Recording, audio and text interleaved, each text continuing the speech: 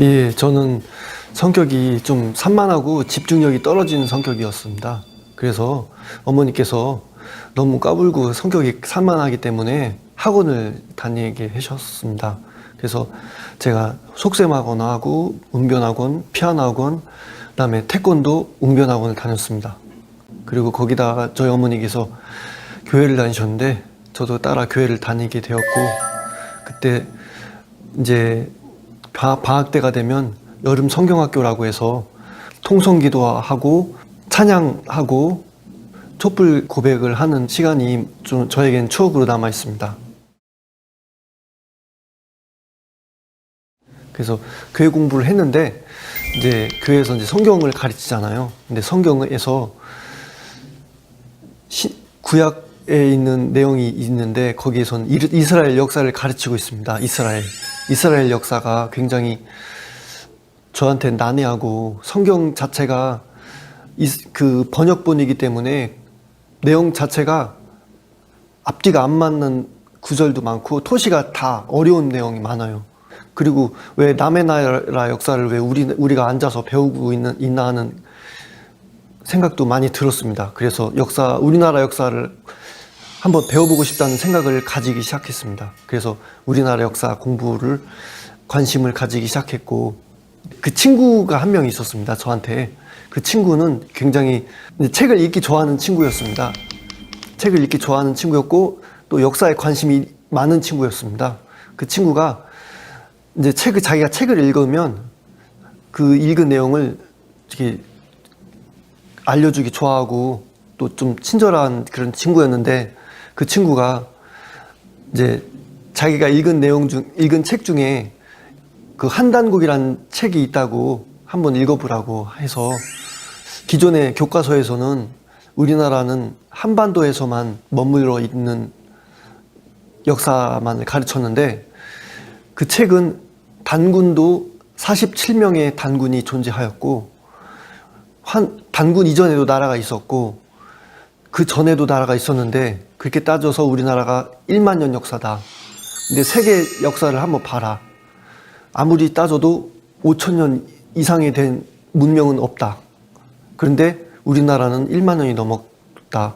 이렇게 되면 우리나라가 처음으로 문명을 일으킨 민족이다라고 하는 것입니다. 그 말에 약간 저도 기가 솔깃해서 한번 읽어보겠다는 생각을 하였습니다.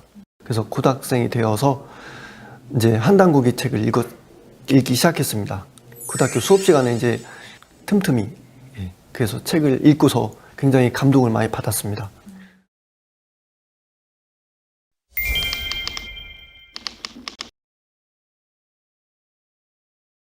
이제 인문계 고등학교를 나와가지고 굉장히 좀 답답함을 많이 느꼈어요. 그래서 그 대학교 1학년이 돼서 좀 대학생활도 한번 해보고 이제 1학년에 대한 그런 대학생에 대한 낭만 같은 게 있었습니다. 그래서 이제 있었는데, 가을이 되어서 이제 여름에서 가을 될 때 저희 아버지가 돌아가셨어요.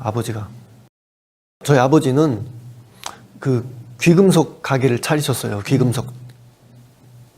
아버지가 젊으셨을 때는 서울 미도파 백화점에서 귀금속 장사를 하셨고, 귀금속 장사를 하시면서 이제 운전기사와 잘 사셨어요. 굉장히 운전기사도 주셨고. 근데 저희 큰아버지가 사업을 하시면서 돈을 빌려달라고 하셨어요.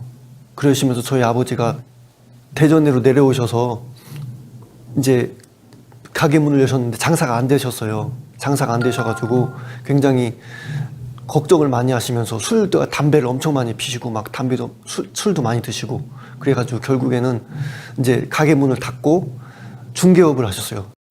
시계 중개 장사를 하셨는데 그게 잘 안 되셨었어요. 그래가지고 결국에는 이제 대학교 1학년 때 저희 아버지가 술에 취해가지고 천변에 빠지셔가지고 돌아가셨어요. 저희 아버지가 이제 돌아가시고 대학교 1학년 이제 그 충격으로 인해서 이제 좀 많이 방황을 많이 했고요.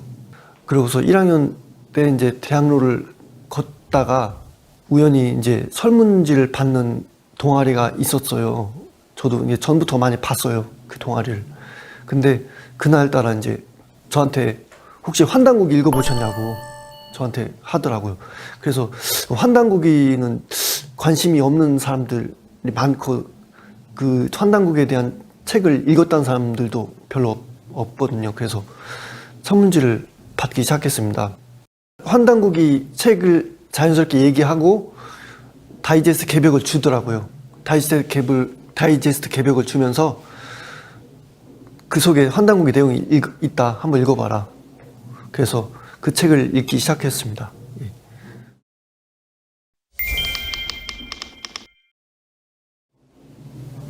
처음으로 이제 도장에 갔는데 교육받는 강의실 같은 곳에서 배울 줄 알았는데 신단 같은 것이 차려져 있어서 낯설기도 했습니다.